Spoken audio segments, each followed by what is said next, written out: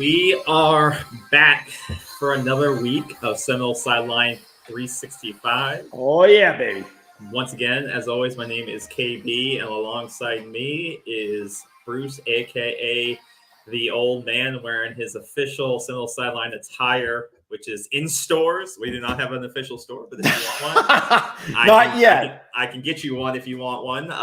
Yeah. But it's Christmas time. It's officially December. We've made it to December with a 9-3 record. So if you want a T-shirt, we can make it happen. I'm sure you probably don't, but yeah. Only what are the T-shirts? $49.95 plus shipping. They'll be at cost.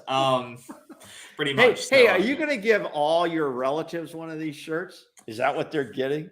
Depends what grades they got. Depends it depends on a lot of factors. They may get hats, they may get T-shirts. I'm exploring some new designs of the T-shirts. So yeah, what better gift could you give a relative? You used to give everybody a tie, didn't you? The men, you gave them a tie, some goofy tie. Nobody wears ties anymore, KB. What's wrong? I've worn a tie 2 times in the last 4 weeks, I think. So 2 times in the last 4 weeks. Yeah. That's a lot in today's society. That's what I'm saying. Hey, listen, when I was working steadily, they came out with this thing called Casual Friday. And everybody was like, oh man, this is the best. No suits and ties, no tight stuff. Hey, Dagby's already on. Listen, it was also, and then all of a sudden now it's like Monday through Friday is Casual Friday. What's up with that? Because people don't care about how you look as long as you get your damn job done. That's the mentality, and I appreciate that. Really? Obviously, I'm not wearing this to work, but I don't go into an office, so it's nice you don't think you work the way you feel? No. Yeah, Casual Fridays every day. That's what I'm talking about. Okay, yeah, I'm not, like I said, I'm not wearing special anymore. I'm not wearing this to my virtual office. But at the same time, I get, like you said, you do feel different if you wear something that makes you a certain way. But I also knew people who wore suits to the office, and they were dirtbag humans. So a suit doesn't necessarily make the person. That's what I know from direct experience with a lot of shitty people. So, yeah. So hey, you sound like you got a little bit of an anger problem there at some companies. Hey, you're like some of the ball players, like Sam McCall, maybe calling out some people. No, just past experience in the corporate world. Just you can't judge a person by its cover. PJs. By the cover. Hey, yeah, you go to the you go on an airplane these days. People used to dress up. Now people are in slippers, PJs, jogging suits. Yep. That's how my sister's dressed on the airplanes. Oh, terrible! I need to talk to them about that. Very embarrassing. Well, at least they could wear one of these. Give your sisters one of these. Hopefully, on their way home on the way back from Christmas, they'll have their official attire. These make great gifts for Christmas, and I think next year at this time you're going to have the official mugs, right? We'll have mugs. Yeah, we'll have to do a poll towards the end of the season and see if there's any interest in some merch, and we'll see how. Yeah, we just push it out there. I know, but I don't want to make Sideline 365 merch. All right. Let's get into it. So tonight we have a couple of things on the docket as we kind of promoted throughout the week. It's portal season, right? Portal is officially opening next week. Graduate transfers can put their name in starting, this week they could, but the official portal for early entries or those kind of going in for the first time who aren't early graduates, that begins on December 5th, I believe is the date. So next week is when it's really going to ramp up. So we'll be discussing that. We'll really be focusing on the Florida State's roster and where we expect to see attrition in terms of who could be staying, who could be going. And then towards the end of it, we'll look at who are the key guys who are already in the portal, who are these graduate transfers who have put their name in, or some kids have already put their name in early accidentally, who are going to be going in next week, which has been funny to see, who are potential guys who are on Florida State's radar. Because from all the talk this week, and Norvell's already addressed in his press conference, he's like, we're already doing evaluations of guys. The guys who have put their name in. You may not be hearing that, Florida State's trending for. I mean, Iowa already landed their next quarterback today, Cade McNamara from Michigan, which is a big need for them because their offense is horrible. for being in the bit, for being how good that defense is. But they got, they addressed the need immediately. They got a top, a top 100 player, probably will be one of the top players who enters the portal based on potential and some and a good talent. And yeah, exactly. And that's the way that Florida State's going to be looking to address their needs. So we'll be talking about that tonight, which is a big pickup for Iowa. And but before that, and then we'll go through championship weekend picks. So big weekend. Florida State obviously is not playing for the ACC championship, even though I think we're probably better than UNC. And when we go away from divisions next year, it'll be nice because Florida State would be playing the game this weekend, I believe. If divisions were gone away this season, they'd be 1-2 with Clemson, I believe. I don't have it right in front of me, but I think they would be. But correct me if I'm wrong there. Which I think that's going to be a welcome addition to the conference next year, is doing away with divisions and just having the best two teams in the conference playing against each other. I think it would have been close to see if it was either Pitt or Florida State playing. I actually know it probably would have still been UNC based on conference record because they were 6-2. But anyway, so we'll go into conference championship picks and then we'll wrap it up for the night. But before we go in that, I know we wanted to do a quick recap from last weekend because we went for an hour and a half to like 1:30 last Saturday Sunday morning after the Florida game. So I just want to bring it back to that because I think a lot of us are still living off the high of the Florida win, just that back and forth match and winning the state championship and everything like that. So I wanted to bring it back to you and everyone who's watching tonight is what have been the key takeaways from that game? What impressed you? What didn't impress you? But what are the 2 or 3 big takeaways that you took away from watching that game? Well, first of all, it had an electric atmosphere, and that's exactly what this team needs each and every game of the season, not just for the Florida, Miami, and Clemson games, but for every opponent that comes in there. I expected it for Florida, of course. I expected for Miami. Those are the in-state championship games. And that's expected to be that way. But the electric atmosphere was great because that's really Florida State football. That's the Florida State football that I have known from the mid-'60s till today. Yeah. That the stadium was packed and and building to do is to bring people in, and the fans have to support this now. This is what you've wanted. This is what you've been waiting for. So that's one thing I definitely take away. The second takeaway is I think this game surprised people on how close it was. It didn't surprise me and it didn't surprise you. No. But the outcome was much closer than the final score, I think. And that's a key takeaway. What went wrong there? The defense struggled. The offense did their end, but the defense struggled. And in particular, the defensive front struggled. And I'm going to name a few names here. The defensive tackles in the middle there, Coop and Fabian Lovett struggled. Yeah. They got pushed around in there. They had their hands full. They were hand fighting and arm fighting. And they weren't necessarily double teamed either all the time. And then Jared Verse really met a stern challenge on the left, on the tackle he was going against. Who actually grades out pretty good.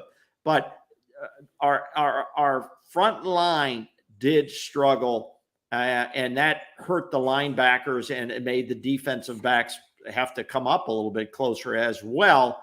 Against Anthony Richardson. But I think those are the main takeaways. But the team, despite the adversity, despite always having to break serve and come back and get another run at it, the offense did what they were supposed to. This is a well-honed offensive engine with certain even skill guys who can't get on the field very much. That's where we are skill-wise on the offense. So from that aspect, I think that was my second takeaway. My third takeaway is our kicking game, place kicking game, field goal kicking game is still a mystery to me. I know you kind of bought in. Ryan Fitzpatrick. I mean, he had a 46. No, whoa. He was one of two. He missed a 38. Yeah. He hits the longer one. I don't know what would happen if this game came down to a final play. Period. Yeah. So, but there are people who love Coop, and there are people who love Fabian, and there's people who love Verse, but they didn't grade out as strong as they needed to. And this, what they put on tape, is going to affect them somewhat. Yeah, I think you're right about that. And as Dagby says in the chat, the defensive line definitely failed our linebacking core there in terms of just slowing down their rush or getting to the quarterback. I think in the game, we only had one sack in the game. Compared to Florida's 2. So there wasn't a ton of sacks in the game. QB hurry wise, we did have 4 QB hurries, and 2 of those were by Jared Verse. So he was causing a little bit of pressure on Anthony Richardson. And obviously it's tough to get that guy down. He's built like Cam Newton. So it's one of those guys who is tough to tackle. But I was really disappointed in the performance of the line in terms of just like gaping holes or runs. I mean, you gave up, 262 rushing yards. And I know Etienne's a talented freshman. There. You have the transfer, Michael Johnson from Louisiana Lafayette. But in turn, and it didn't let Anthony Richardson really contain a lot, which was, I guess, the saving grace of it. But he didn't really have to, because he was able to hand the ball off, and they could just break it up the middle whenever they wanted to, for the most part. They were running inside the tackles most exactly. Of the time. And why they got away from that towards the end of the game kind of still confuses me. And I think that that's another story. But 262 yards is not good. And they rushed it for 46 times compared to our 44. So they saw something there. And that's the only reason they were in this game. I mean, if you stop that rush, if you hold them to 150 yards or even less than 200 and make Anthony Richardson, he couldn't connect on anything. He was 9 of 27. He had a couple of those big pass plays in the first half, but he was 9 of 27. I mean, it was just their ability just to keep handing the ball off when he couldn't connect the second half that kept them in this game in the final 2 quarters. So to your point, I was disappointed in the performance of our line, like the chat is saying. And to that, they were double teaming Jared Verse,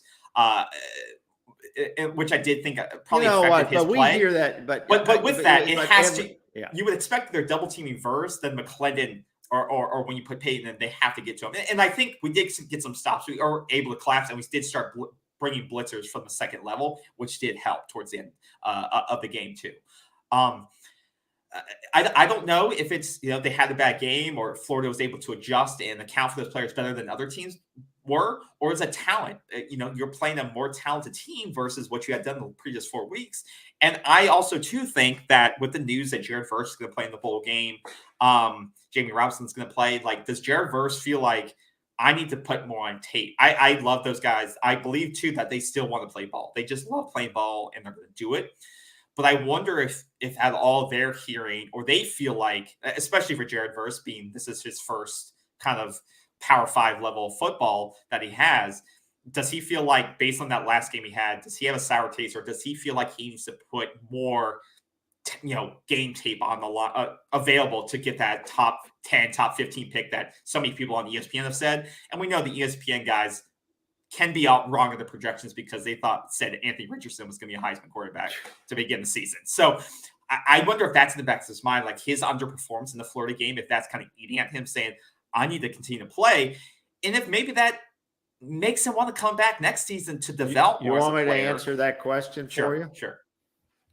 Okay, I'm going to answer that question for you. Jared Verse, who we love and we love on this team, okay, is not ready for the NFL. I mean, he is not ready. I'm saying this objectively from what I have seen.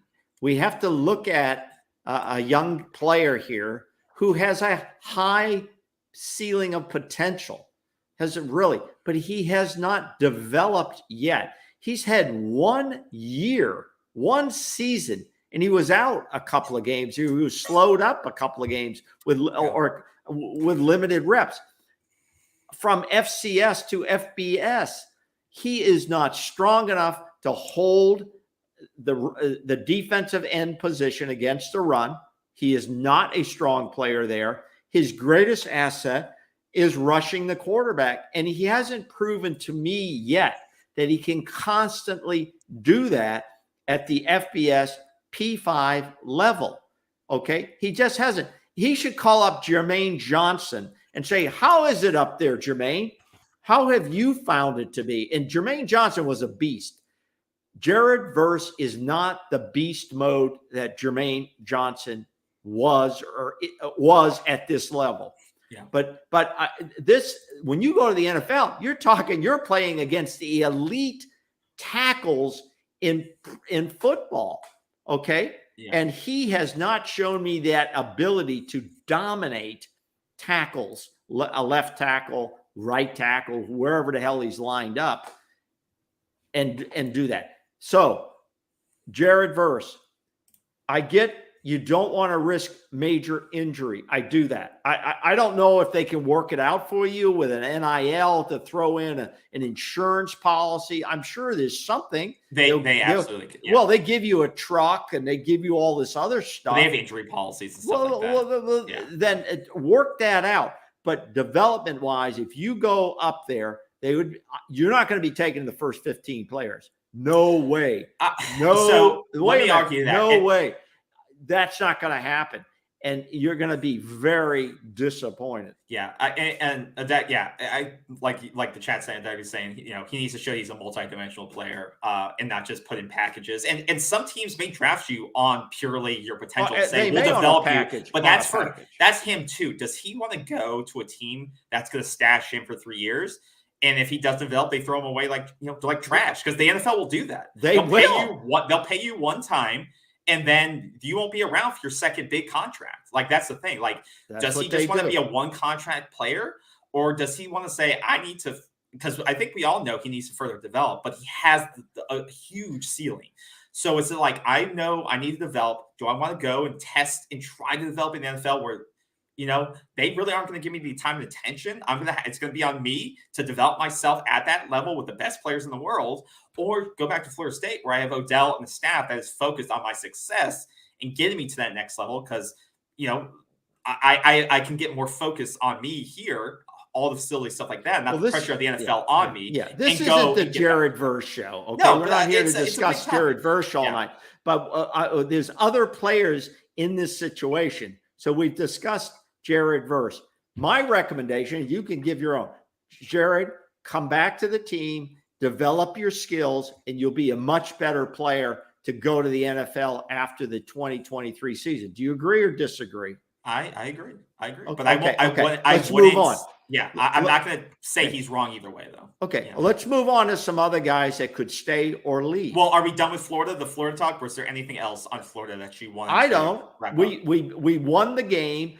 We needed to win that game for the program itself, for the climb. That would have been terrible to lose that game. It would have been a horrible situation to lose that game.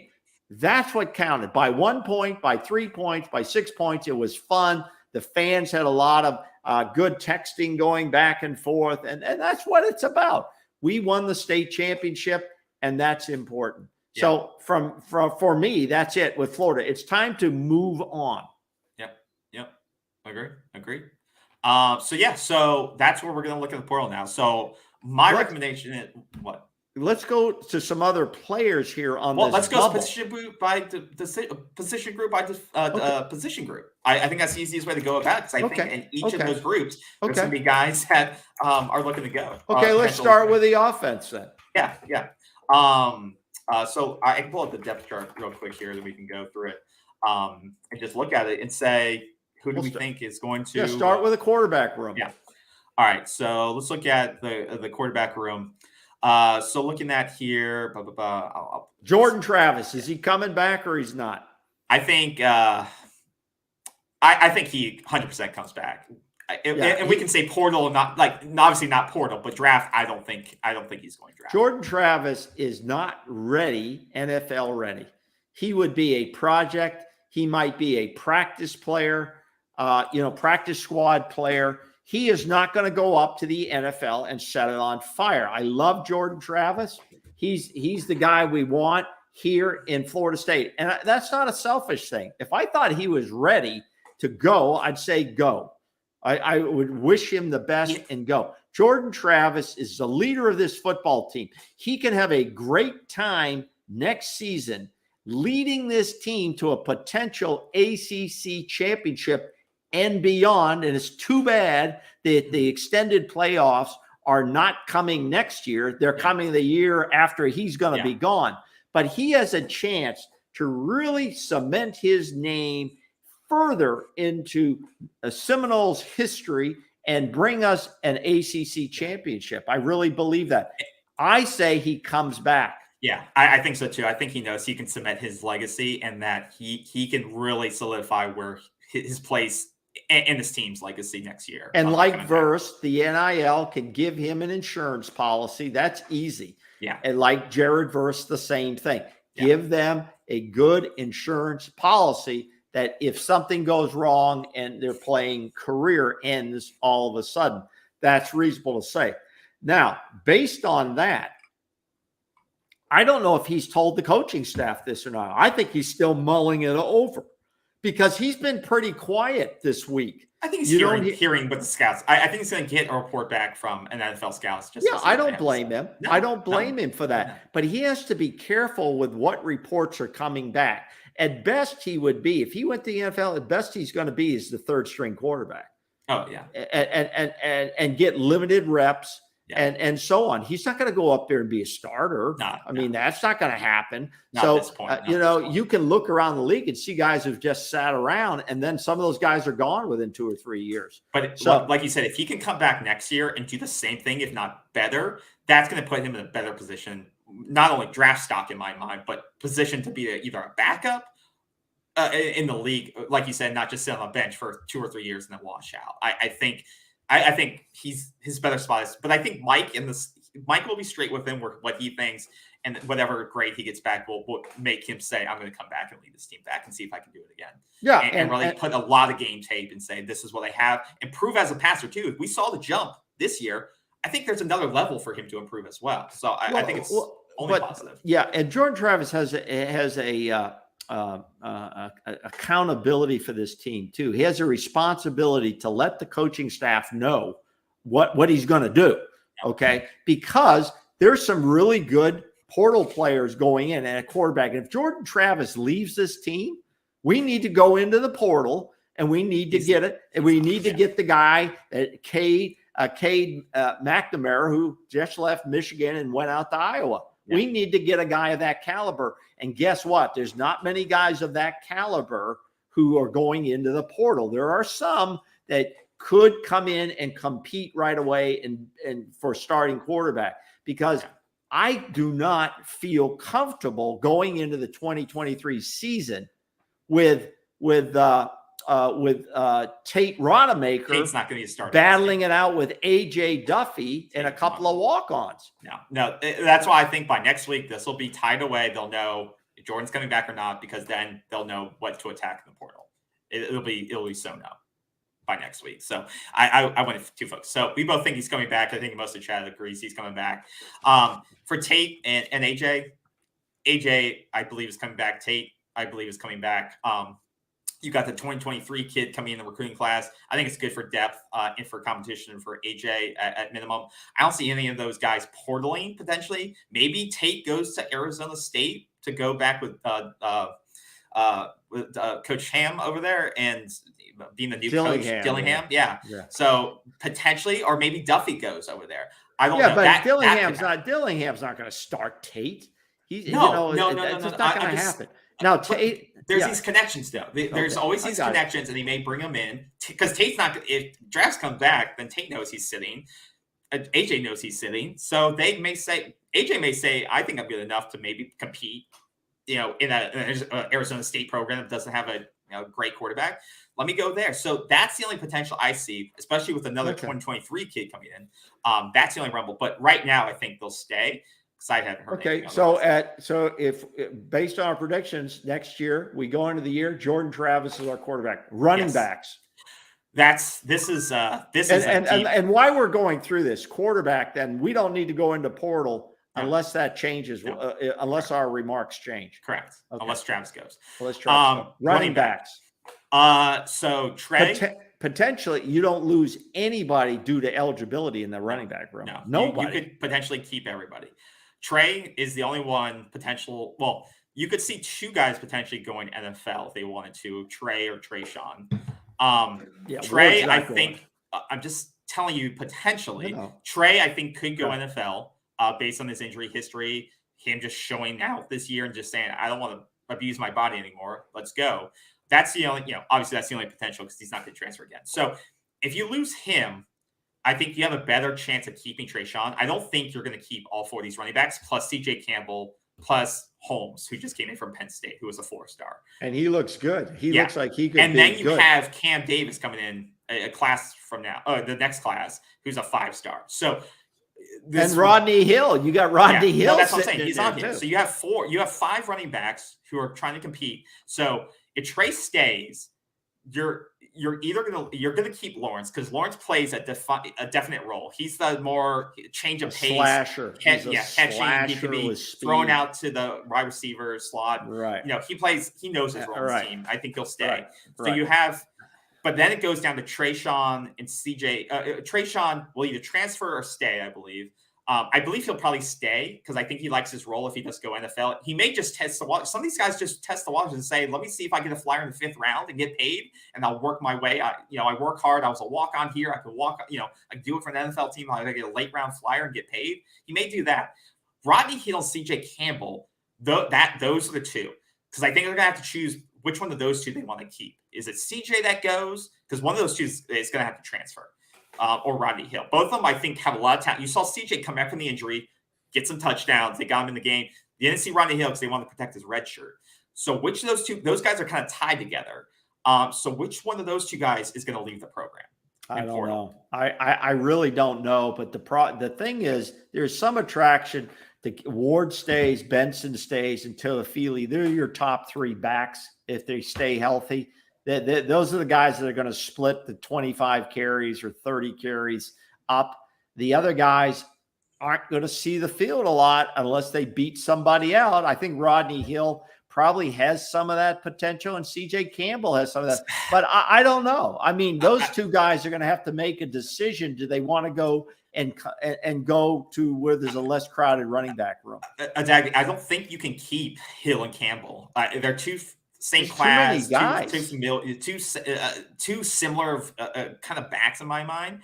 And then, because Keziah coming in, I think you're gonna either Mike's gonna have to tell him, hey, one of you guys. I think Mike's gonna be clear with them, like one of you guys has to go because we can't have 6 scholarship running backs on the team. And they don't want to just play on special teams. I think that shit gets old after a while. They want to run the football. They want to run the rock. And of all these guys, there's only so many. How many carries did we have per game average, you think? Towards the end of the season. Well, 30, 35. Okay. And a lot of guys were getting 8 or 9 touches. Florida, that starts to add up. Against Florida, we had 44. Yeah. But the fresh legs is good. Fresh legs is good. But it is. 3 fresh set of legs is about the deepest you go. Yeah. So we had the last two games we had 44 plus carries in each game. I just don't think you're going to keep guys happy with 4 carries per game. No, especially when you're going 5 or 6 deep. It's just not going to happen. This is the new nature.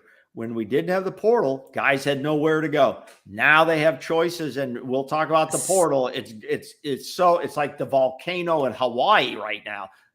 Players are just flowing out of the mouth of the volcano. You can't even keep up with it. All right, and look how young they are. So you guys, you're going to have a junior and Toafili, a junior, Trayshawn Ward. Then you're going to have eligibility, a true freshman in Rodney Hill, and then CJ Campbell will be a sophomore, I think, and then you'll have Keziah, which I believe is going to be a redshirt. I think Benson could leave.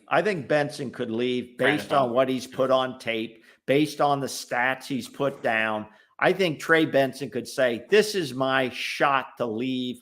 He's had a devastating injury before. And I think, but running backs don't go high in the NFL draft usually, unless you're a star, a Dalvin Cook or something. Well, Trey was a top 5 back. Okay, but Trey, I don't think Trey's going to go that high. He could go middle round, second, third round running back, because he's a tough guy. He's put that on tape. So I see he could. I think he's a 50-50 guy who could go. I think he's a 50-50. And if he goes, do we keep everyone else or? Well, we don't. With the dominance. I think the other guys, if he leaves, I think they see they have a chance to compete. I think if Benson makes a decision to stay, then they consider other options. There's a lot of guys on the bubble, and that's okay. That's realistic. Yeah. That's how this works. My ideal situation, Trey comes back because he's the only star of those backs. He's the only, in my eyes, what else can he do? Playmaker. What else can he do to make him more marketable? That's what this is about. The only thing he can do is say, "I want to win a national." He cares about personal. Well, that's a personal goal. That's what I'm saying. Marketability. There's nothing else he can do on. That's not a 1,000-yard season. The NFL doesn't care if he wins a national championship or an ACC title. They don't give a shit. I'm just saying the only reason he would stay is for personal reasons. It's to say, I want to win a national championship. I want to hit 1,000 yards. Yeah, and I like this team. I like this group. I'm having a great time. I will never have this opportunity again in my life. Okay. Exactly. You have one shot at this opportunity. Am I willing to roll the dice? Again, let's give him, the life insurance, the insurance policy to give him some more NIL money. That's what this game's all about now. So keeping these rosters. So I'm just going to take, and we can move off for running backs. Ideal situation, you keep Trey. He's the playmaker of this running back room. All the other guys, they do different things, but they cannot do what Trey does. So ideally, you keep him. And then you have Lawrence Toafili and Trey. You basically keep it like it is, but you're going to lose. You're going to lose someone on the freshman sophomore side. It's then that's attrition. That shit goes on. But so, I think this room will be fine. But I would like to keep Rodney Hill. No, the room is fine. And if they lose a Hill, if they lose a CJ Campbell, then that's just attrition. That goes on. Okay, let's go to the wide receiver room. Yeah. So we have eligibility losses here. Who's the eligibility losses? So Ontario Pokey is the only one that you lose. No, Pokey, Mike Russo, who didn't get on the field. Why do you keep bringing him up? I like Mike. I like Mike. Mike's a Florida guy. Mike's a guy, Okay, he's gone, and Cam McDonald's gone. Oh, you're calling tight ends? Yeah, tight ends. Throw them all in there. Okay. Well, no, let's just go to the wide receivers. Yeah. Okay, so we don't lose much there. It's just Pokey. Yeah, you just lose Pokey. So and Pokey was a good player, but it's time for him to, he's got to leave. Yeah, there's only one in this group that could potentially test the waters if you want. Which I don't think. I know who you're going to. Yeah, it's going to be Johnny, but he's Johnny not going to. Wilson is not ready. He's not. Maybe if he tested himself 4 games in the season, he could have been top 3 rounds. But not anymore. He's got to come back. He's got to develop. Look, what's this? Yeah. His hands. I know. We all saw it. He's got to be on that ball machine all summer. We all saw it. So I don't think that you lose anyone from this room. Because Micah and Johnny, they can't transfer again unless they want to sit out. And you got Winston Wright coming back. You got Winston Wright coming back, will be ready for the season. The core of your room is going to be transfers, which is great because they're not going to transfer out again, and they're going to be the core of your room. The only thing you could see attrition. You could see a guy like I think a Deuce. No, Deuce Span's not leaving because he transferred in. Oh yeah, Deuce doesn't play. Yeah, he just doesn't play. The guy you could lose potentially, Kentron and Malik both showed up in spots. They're both young players. They both have potential. They're just not getting a lot of reps. So and they have high ceilings. So I could see them going to another program and maybe a non kind of like deep receiver room. Maybe has a lot of graduates. Same thing where they want to call their number and say, I want to compete for a starting slot where they're not buried behind 4 other people. Now, like I said, you're going to lose on Pokey, who was one of the core guys, one of the top receivers. So you are going to have a spot open for this. And I think Florida State may bring in another transfer in this wide receiver room. Well, he'd have to be a pretty big established That's what I'm saying. They may go after one if they can get a star guy. But I think either Kentron or Malik could test the waters to see. And we got to mention Keyshawn Helton too. He's out. Okay, well, yeah. But I think you could lose either Kentron or Malik, maybe both. That would be the doomsday scenario if you lose both of them to the transfer portal. Both of them, I believe, have high ceilings. They both have great hands when you give them the ball. Malik made some big plays this year. Kentron made some big plays. I mean, they're just splitting too many reps in my mind. But that's doomsday scenario. If they both leave, I haven't heard anything otherwise.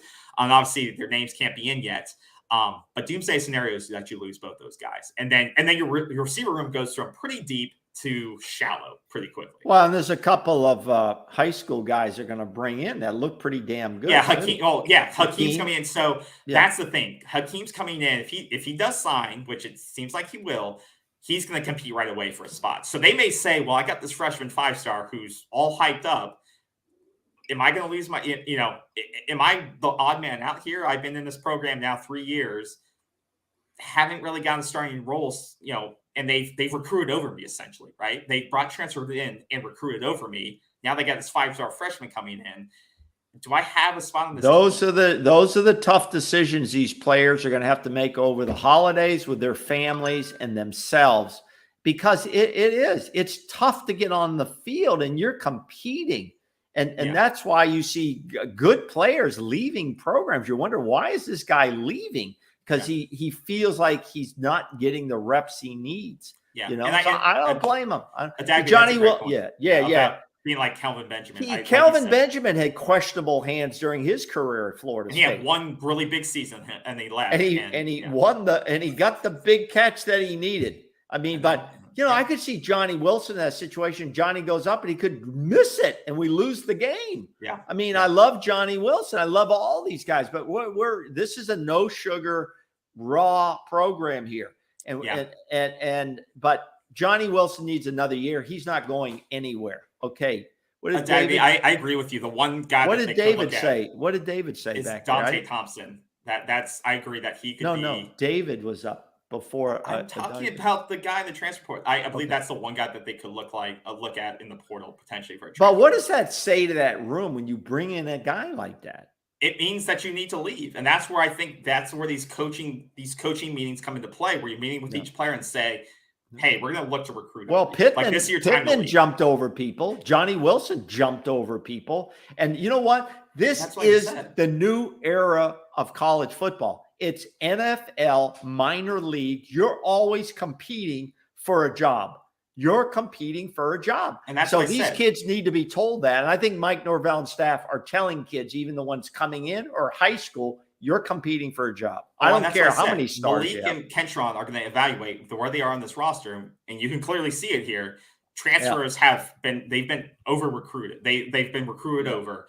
And then they got high school guys coming below them. Well, they're going to have an opportunity because they're going to see, because the best guys who go into the portal are going to get grabbed up pretty quickly. Cade McNamara there, it didn't take him long to get situated. He's different, but quarterbacks are always. But what I'm saying is, guys are going to get picked up, and Winston Wright's back in the room. So that's you're going to lose. So Doomsday scenario is losing Kentron and Malik both. I think you'll lose one. You may lose Ja'Kai too, because Ja'Kai didn't get he's kind much. of man out right now. So and he's a good ball player. Ja'Kai could run the ball for you. Ja'Kai can catch the ball. He's got great hands. Yeah, you're going to lose one of those three. He's a really good ball player. Deuce Spann, he can't go anywhere. He's done, right? No. Well, he can go somewhere, but he'll have to sit out. Yeah, he'll have to sit out because he's already transferred once. Deuce Spann's is definitely going to be the odd man out. They knew he was a project. Well, I think he needs to realize he's a project. Yeah, but they have to design plays, especially for Deuce Spann. All he does is end the runs. That's all he does. Okay, well, then that's his job. Okay, so we're looking good at all the positions so far: quarterback, running back, and wide receivers. We're looking good going into 2023. Yeah. Tight ends: Cam McDonald gone. And we've got a slew of tight ends in the room. Yeah. One thing David brought up, do you believe that these guys think of pros too early based on body deterioration or possibly losing pro value? Yeah, David, we definitely brought that up in regards to running backs and Trey Benson specifically because of his injury history. And I think that's got to come into play, especially now more than ever in that, it's not for long league, right? And NFL teams will throw you away faster than you even know it, right? So, and I think Mike's probably, Coach Mike is probably honest with them and like, this is your window to leave. So like with Trey, you put all this game tape together, go brother, go take the money if it's available to you. If you're getting good grades from scouts, if scouts are giving you saying you're a top 2 round pick and you can make X money, right? Go take your shot. I don't think I think, and Mike said that. Mike's not selfish. He's not going to do what's for the team or selfish like that. He's going to do what's best for the player, the student athlete. Yeah, I agree. I agree. I would be like Coach Mike. I'd say, Trey, you had a hell of a season. You're a hell of a ball player. I want you back, but that'd be selfish. Yeah. If all the pluses are adding up for Trey Benson, Trey should leave. This is his shot. He's earned it. Yeah, definitely. Now, other skill positions like receiver, stuff like that, I think there's a little bit more that comes into play, like route running and we don't have a superstar like wide that. receiver. No, but I mean, in terms of do they leave early? I think those players like Johnny Wilson, it's more advantageous for him to come back and develop as a receiver than say, well, I have potential. Let me go get drafted. I think a receiver, a skill position player that's taking less hits but needs to develop his route running, his hands, stuff like that. More advantageous for him to come back and develop. Peter Warwick was a pretty damn good receiver here at Florida State. How long was he in the league?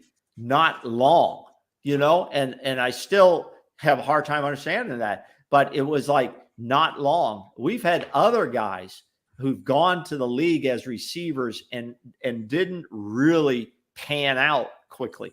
You can't go too quick, and Johnny Wilson is not ready. Let's move to the tight end. Yeah. We've got a slew of tight ends in the room. But they keep talking. They're going after one guy or maybe two guys in the portal, which has got to devastate some of those young guys that are in the room. But they'll only go after a tight end if he's already shown his ability to be productive. They had a guy in from Division III, right? Yeah. Was he Division II or Division III? He is like 6'7", 250. He's been very productive at shorter universe. Been very productive at that. But that is a long way from where he's coming to FBS Power 5. They like his size. He's like 6'7", exactly, like a big guy. But if he can block people, if he can show he can block some people and he has decent hands, it will help to open up this offense, which I was so glad to see the tight ends used more operationally. Cam McDonald, I think, had was number 3 total receiver on this team this season, which is a good thing. Yeah. And I like Markson. He showed he's a big dude. I don't know how his Marquise Douglas. I think Marquise Douglas. I'm sorry. He's got a lot of potential, and that's why Mike brought him in, because he was a developmental player. He was a basketball player. Exactly. He had athleticism though, and he showed that. I mean, he is a dog. He's a beast, man. Once again, he's going to be around for a while, but I think in a year or two he can be. Maybe in this offseason he really takes that next step. But it was great to see him on the field and make plays. I would hate to be a defensive back with him trucking right down at me, because he's not going to start duking you out. He's coming right at you. He's like a freight train. So, and you don't have to throw the ball too far to get it to him. 10 yards and let him run with it. Yeah. So I think in this room it's pretty simple. You're not going to lose anyone to the transfer portal in my eyes. You've got a pretty young room. Somewhat. I mean, Chris Daniels is more of your blocker. A guy. Marquise is going to be more of your athlete, and more your catching receiver. And then you got Jackson West, who hasn't really played a lot, one of those developmental players again. And then you got Brian Courtney. I don't know if Brian Courtney's big enough. I don't know if those young tight ends they brought in that they have listed on the roster, on the overall roster as tight ends, are they big enough and physical enough at this point? He's 6'3", 233. So I think another year in the weight room is going to help him. And they like him. They've made good comments about Brian. But I think a lot of these guys are still developmental practice. Cameron McDonald, Cameron was the most seasoned of all of them. He had stuck around through multiple regimes of this team. Yeah. So he knew the playbook. He knew the process, stuff like that. Wyatt Rector was your special teams all-star. And did what needed to be done and worked his tail off every single day. The issue here is that you lose your veteran in that lineup, even though he was inconsistent at times, catching the ball, stuff like that. I've got You're missing a playmaker in this room. This is one of the biggest needs in the portal.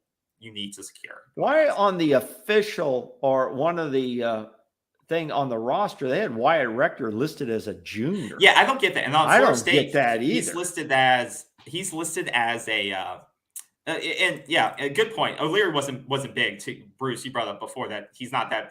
Is he a big guy? O'Leary wasn't a big guy, so Leary he is had effective. great hands, And though. yeah, that was and a trade off. speed, and he could get downfield. And he loved contact too. He loved contact. Yeah. So that's a good point. F55.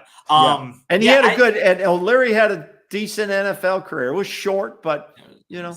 I don't get. I'm not sure because he's listed on the FSU's website. Rector is as a redshirt junior. He but walked all out on indications senior day, right? He walked out. Well, because he's a transfer junior, and I don't know if he comes back or not. You're allowed to walk in senior day if you're a graduate, I believe, or a graduate student, or if you already got your degree. So I don't know if he's declaring or he's just done with football. I'm kind of declaring. I don't know. But he's done playing. Seems like. Okay, I saw a tweet from his parents or his mother, and it looked like he was done playing. So I'm not sure what the eligibility thing was on that. Yeah. I think we'll be okay there. I think they're going to go hard to bring in a tight end that has some productivity at a level that they find acceptable. If you go into Division III to get a guy just based on size, that's kind of a project maybe, but I don't think they want a project.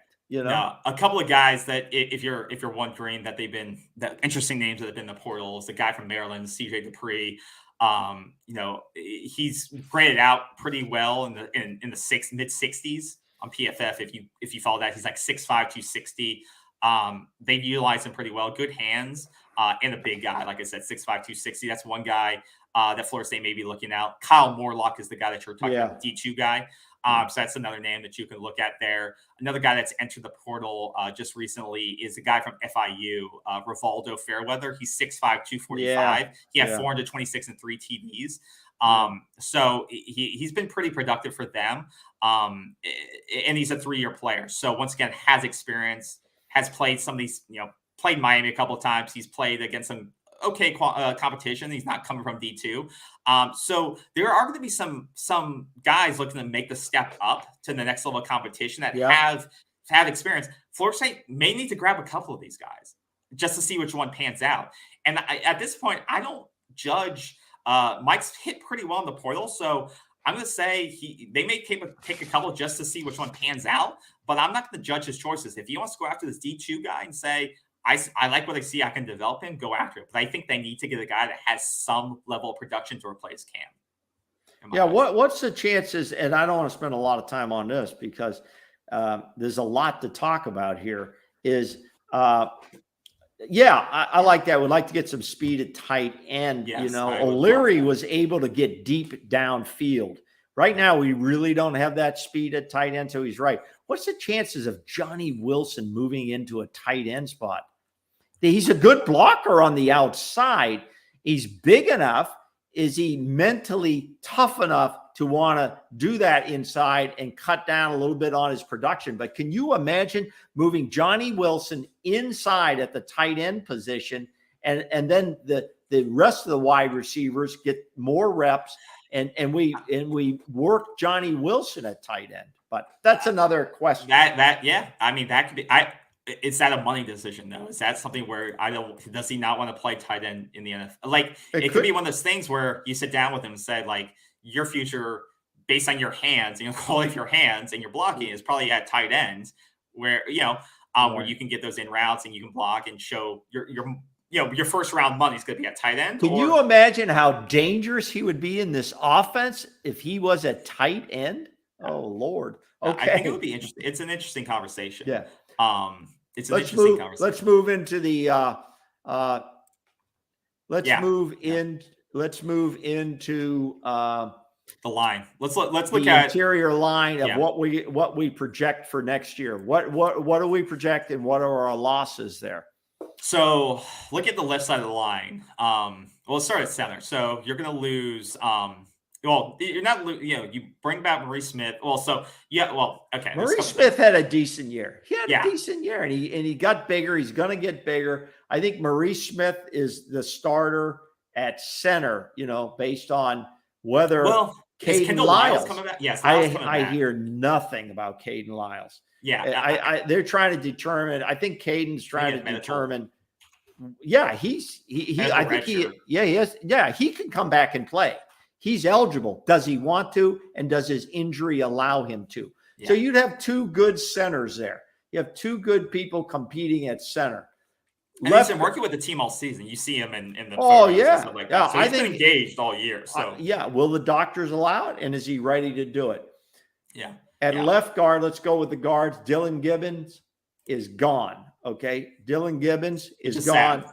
Is sad. He's a great guy. He's a true Nole. Came in here as a portal guy and really won the fan base over, has done great things in the community, and has been one hell of a player for this FSU team. A couple of things on Dylan. Like you said, I think, coming in, we knew, he was a backup at Notre Dame. You knew you were going to get a quality player of some sort. I don't think Dylan's the most talented player on the line. I don't think he's going to have necessarily like an NFL. I don't think he cares about that either, like having this NFL career or stuff like that. But what I think he did culturally for this team, leadership for this team, like I said, he graded out pretty well in terms of playing this year. He was just kind of a rock foundation. I think he set a standard of mentality, leadership, what you do every day, put in, put out.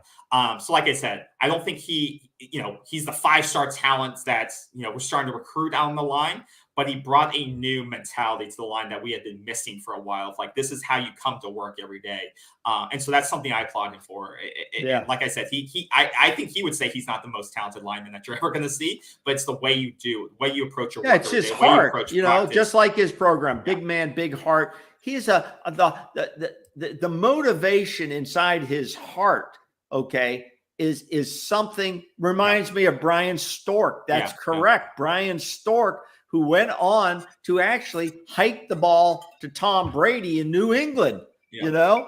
When their center went down, he had a couple of good, decent seasons up there. So Brian Stork played with passion, played with a big heart, and our hats off to Dylan Gibbons. He will be missed by this team. He'd be an excellent guy to get into coaching at some point as well, because he understands now what this is about. We lose also Dimitri Emmanuel, who came in the portal. Okay, that was another great pickup. A great pickup, and Coach Atkins did a great job with all these guys, bringing them on very quickly. He'll lose eligibility, and then we have Jazz Turnstile Turntime. Okay, Jazz did a good job. Jazz did an average plus job for this football team, and we're going to lose those guys for eligibility. Yeah. So question is, I think that room has to be rebuilt again. I hate to say that, but you've got a little bit of a rebuilding process. Who do you like coming back into that line? Well, I think like Hypnotic said, Quayshawn Sapp is potentially ready to play center. He's been in development for a couple of years now. Yep. So you got to, that could be a battle there for that center position. I mean, Bryson Estates, this is he'll be a sophomore, a redshirt sophomore. I know they've been developing his body for a while now. Is he ready to take the next step? I think, Lloyd Willis, is he ready to play? There's a lot of, like you said, there's a lot of questions on this line. Backups. Julian Armella is another one that someone brought up here. Yeah. You saw him in cleanup time. F55. I think hopefully he's ready. I think it would be a little bit ahead of schedule, but I think he came in. I don't think it's ahead of schedule. I don't think it is, KB. I think they're projecting him now as a starter. I think, and it's his job to lose because there's so many openings. Yeah. They think they're projecting him until the job is taken away, because they are going to go after, I think, 2 or 3 guys in the offensive line in the portal. I think minimum. I think I don't think it's necessary to recruit over guys. It's just to say, guys, we know you guys can get hurt. The depth. Because offensive line can go down all the time. And it's just the nature of the position. It's a physical position. Yeah, I think some guy who comes in from the portal would have to show I'm much better than Umbrella. He's just not ready yet. Or I'm much better than some of these other guys that are young offensive linemen. Who is it? Estes, and there's Stickle, and There's 18 offensive linemen, I think, on this team. You know, and it's going to show you too. Right. Have the guys that have been in this program from a couple of years now, the recruits he brought in when Norvell first started, have they developed? Have they put in the time? Now that they're redshirt sophomores, redshirt junior, are they ready to take the next step?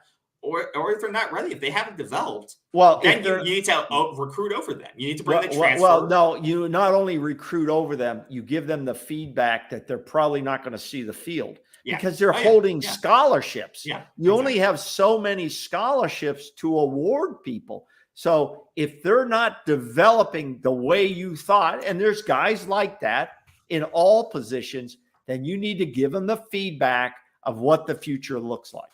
No, I agree, and I think I think Mike Norvell is really clear about that because, like you said, these scholarships are year-to-year renewals essentially. So he's going to tell them this is the way it is. Maurice Smith's he was a sophomore this year. He's got potentially 2 more years. And Bless Harris, he was injured. Bless Harris. He's going to come back for right tackle. He's coming back. Yeah. So I think he'll come back and he'll have something to say about it. So, and in terms of this year, Armella, I don't know how many reps he got. I know he played in a couple of games. I don't know if he played mop-up duty. But I don't know if he played more than 4 games. So I think his redshirt status should. No, he's good. He's good. They freshman. protected him. They protected his red shirt. They said that at the end. He wasn't going to play against Florida. He wasn't going to play anyways against Florida, given the score. But they were protecting his red shirt. Just the same thing they did with Duffy.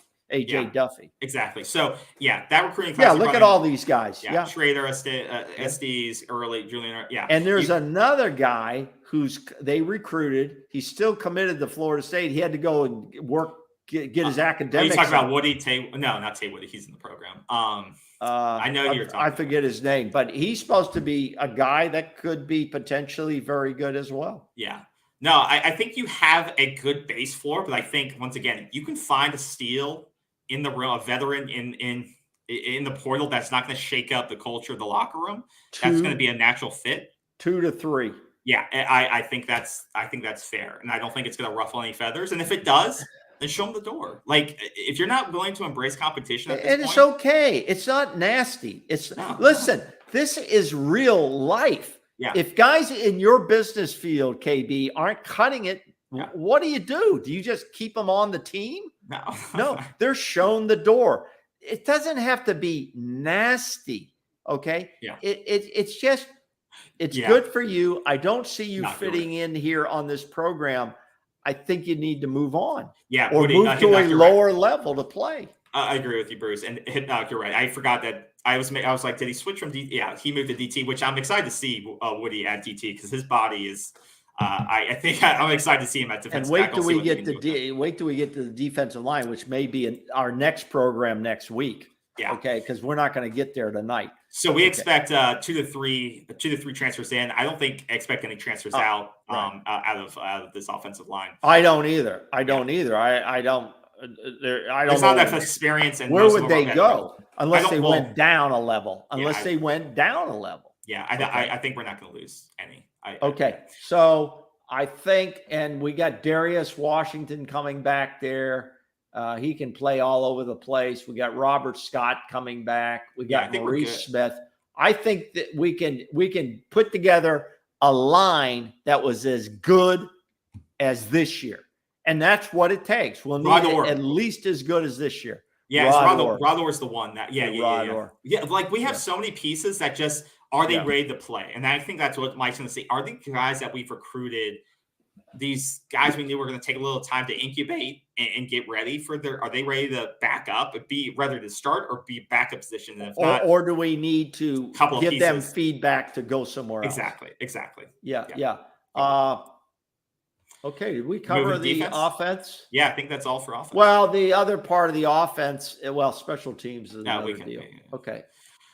Defense. Okay, defense. This is let's see, eligibility losses on defense. Robert Cooper is an eligibility. He's out. Fabian he could come back. Fabian Lovett was listed as a junior redshirt.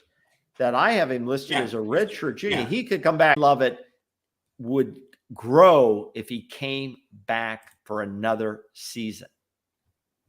I Robert Cooper, a good guy, nice guy, fun guy, had a great time, helped be a big spark plug for this team. I think he's going to the draft whether he wants to or not. I'm not sure he'll be drafted. He could be an undrafted free agent when it's all over with. I don't think his tape is good enough for them to take him unless he goes in a lower round. Yeah, I think I would agree with you. I don't think. I mean, I don't think our interior line was dominant at any point in the last couple of years. No. As much as we wanted it to be, as much as we loved the guys who played in there, they definitely made a difference when they were there. They right. made a difference when they were there, but I don't think it wasn't night and day. It wasn't this dominant difference. No. I think there could be a late round flyer on either of them if they go like F55 saying. I think someone could take a late round flyer on them. But like I said, I don't expect necessarily anything big on them. But most teams out there in the NFL know they could get Cooper as an undrafted free agent. Exactly. Why should I? Why don't I just go get a skill player? I can get him if I need him. And for Cooper, that's probably better for him too, because then he can go to a team that actually wants him for a reason, as opposed to getting drafted late and then he's in some deep tackle room and whatever like that. So who do we put back? Who do we fill those positions with, though? Hopefully Lovett comes back. Hopefully Fabian Lovett comes back for a full year. That would be a great help. Well, who Robert plays Cooper, next to him? Who plays Cooper next to him? I think you got a rotation of Farmer and Ray. Yeah, Farmer, Malcolm Ray, Farmer, Josh Farmer. You got to let those young guys have to be ready. But we need to have other guys behind them. See, I think they go into the portal if they can get at least 1 to 2 defensive tackles. Yeah, they'll be out there. Farmer's going to start. He showed some flashes. He'll be a sophomore. I agree with Hypnotic. Or I think F55 said this. I like Farmer. I think he's got a lot of potential. I think he may go over Ray, but I think they'll rotate those guys in and out. I don't think he's over. How could you say he's overrated? I didn't say that. Well, I thought you said he was overrated. I didn't say he was overrated. I think he showed some flashes, and I think he'll jump over Ray. Okay. In terms of, but I think they'll rotate. They rotated a lot of guys in that defensive line, which is good. That's good for recruiting. It keeps fresh legs in there, and so on. So we'll have Farmer, we'll have Malcolm Ray, we'll have hopefully Fabian Lovett, hopefully Jared Verse will come back. That's a big deal. I mean, and in the chat saying we should switch to a 3-4 defense, which I don't know if Adam Fuller is willing to make that change. I don't think they're going to start switching shit up again. They get confused. Look. And at Hypnoc's point, that'll be interesting to see how he plays. Yes. His body's transformed. I saw those pictures this week. Move him on that defensive line. It'll be interesting to see if he can have a Patrick Payne type of year next year on that line. And then you got, like you said, we got Patrick Payton coming back. We got Derek McClendon coming back at defensive end. Yeah, you have a lot of experience in depth here. Like you said, if you lose Verse, you're losing a playmaker that you might look to go and replace. If you can find another guy, you don't find many Jared Verses on the portal. Not many of those guys of that caliber are going to look to move because they have spots already, right? You're not going to. You get lucky. You got lucky finding Leonard Warner is gone. He's an eligibility guy. Warner's going to be gone. I think. Yeah, he's gone. But you're not going to find many Jared Verses, many Jermaine Johnsons. Those are diamonds in the rough that are looking for a room to grow. But if you're going to lose a Jared Verse, you got to look. I think you got to look to try to fill that hole very quickly. In the portal, and maybe you take 1 or 2 defensive tackles that fit that mold and say you can, because you have a track record now saying we can develop you. If you're just looking, if you're on a bad team but you're dominating your competition, you're just getting double teamed all day. Well, let's put you on a line with Patrick Payton on the other side. Where they can't do that every single day. Well, we can protect you. We can put you on ESPN 10 times a season, and put game tape that actually matters. You're right, KB. There are guys listen, the portal is just overflowing. So there's defensive linemen, interior defensive linemen and edge rushers in the portal that I know that Florida State right now in their football operations, they're working probably 24/7. This is the busy period of looking and evaluating these guys. Can they play on this team? Not only can they play, but do they have the mental and the personality to fit with this team? You don't want to bring in a character issue. You don't want to bring in a social problem. You don't want to bring in a disgruntled guy who left their other program and bashed the coaching staff, which is never good. You want to bring in a guy that fits. And as Coach Norvell says, and I love the quote, not everybody's right for this program. And that's true. That's for some guys that are in the program still and guys that they want to bring in. You want to bring in the right guys that are going to fit in and for a specific reason that the team understands why they're here. And like you said, and to that point, you made a good point on that. I think you're looking for on this line, especially like a defensive end, if you're trying to replace for a player who's willing to be a rotational piece, who says, I want my chance to shine, but I know I'm going to be a rotational piece on this line because that's how we use them. And if I'm a speed rushing guy, okay, great, slot me in. Like I think that's a guy, like you said, not a big ego guy, a guy that's looking to develop, get game tape, be shown on ESPN, has experience, and just needs a place to shine on a pretty talented defensive line with a lot of younger guys, just like Jared Verse did, just like Jermaine Johnson did. There's guys out there that are going to have experience. I think Norvell and their staff, that's one thing that they are good at, and that is being honest with people. That's what we do on this program. We don't have all the answers. We like our viewers to show us some of the answers and the questions. But I think Norvell's staff is the same. Yeah. Be honest with people. Be honest with their families. Okay. I have no clue what Jamari Tate is. Where is he? Is he even on the? Yeah, he's on the roster. That's a good question. I don't know. He's on the roster still. He's a defensive back on the roster. He's listed. He was a sophomore this year. Talk about a 5-star that just disappeared. Yeah. Okay. Just disappeared. Yeah. Verse could become Jermaine. I don't know if he could become Jermaine Johnson. Jermaine Johnson was a different caliber. I'm not sure Verse will be that level here. If he stays another year, and develops actual technique, absolutely, I think he could. I think he needs to stay, but I think he needs to stay for sure. Focusing on line, I think, like you said, I don't think we lose anyone to the portal. I think the young players on this, especially, and this isn't showing everyone. This is, like you said, there's some depth on here that's not being shown that I think will get time next year. But I think in terms of additions that we'll look for, I think there's one or two pieces that you may look to bring in if they have experience, if they're willing to be a rotational piece, if they're willing to be these key subs like you've seen that want to rotate on the edge or even on the interior where they can provide key depth and improve the floor of this room. You don't want them, like you said, to be a culture issue that's going to shake things up. You want them to increase the level of talent on the floor level. And if they can do that and they're willing to be a rotational piece, I think you take a shot at them and if they have experience or they have high upside. I think you bring one or two of those guys in. Oh, I think so because of the injury ratio to these guys. Look at Fabian Lovett. We lost him for half the season. Well, look at Jared Verse. Like you got that injury, and he got injured. Patrick Payne starts playing more than you saw what you had in him. So right. And I think you're gonna see a lot more. Yeah, in some ways, when those injuries happen, we got to play these younger guys and got to see their potential. But the injuries can mount up, and then when you bring a guy back, he not only is out of games, he's then on a limited rep count.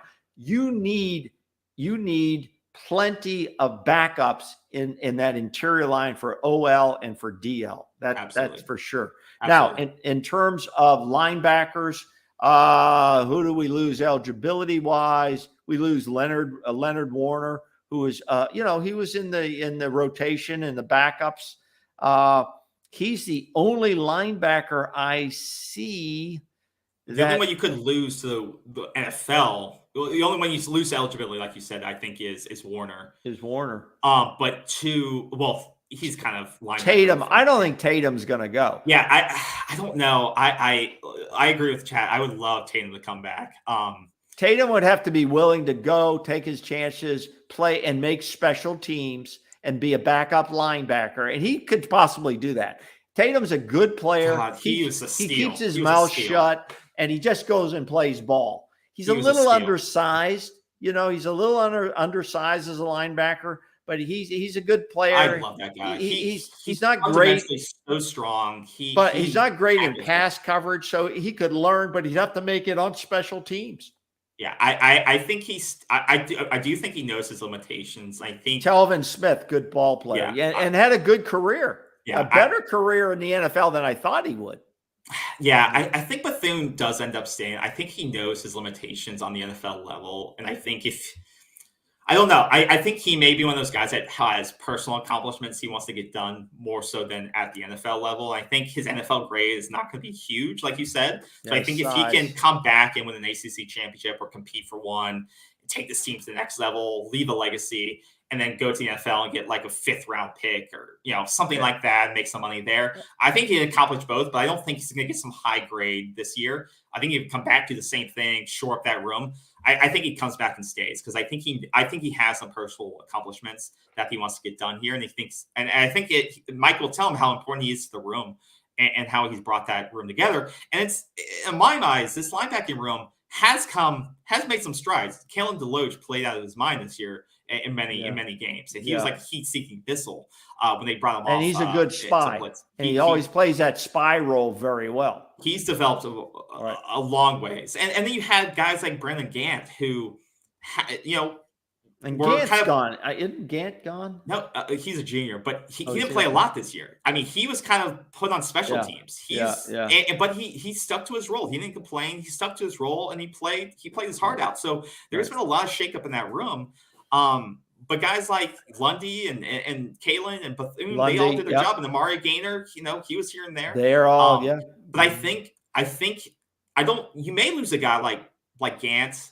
You could lose a guy like Amari, who may just say, I'm not getting starting reps or not enough reps. I may, and they may go to a smaller school and just say, I can go get, starting reps at FIU or FAU or something like that and get a fresh start from my last year. Right. So, and like you said, there's some younger guys, Omar Graham, who was mentioned in the chat here, who may be now beating them out. They may get over recruited by the freshmen now, right? So I could see guys like that leaving for their final year, right? They don't want to be getting 15 snaps, 20 snaps their last year. They don't want to be the Keyshawn Hilton, who's a senior, doesn't see the field. Yeah, they don't want to. They don't want to be that guy. Yeah. So, and to Himnock's point, I do trust the staff to evaluate the right players, and by the right players, I think they'll tell these guys like, hey. Just be honest. Hey, Amari, just to be truthful with you, like this is what you're playing is going to be like next year. This is how we plan to use you. We suggest that you go this way, right?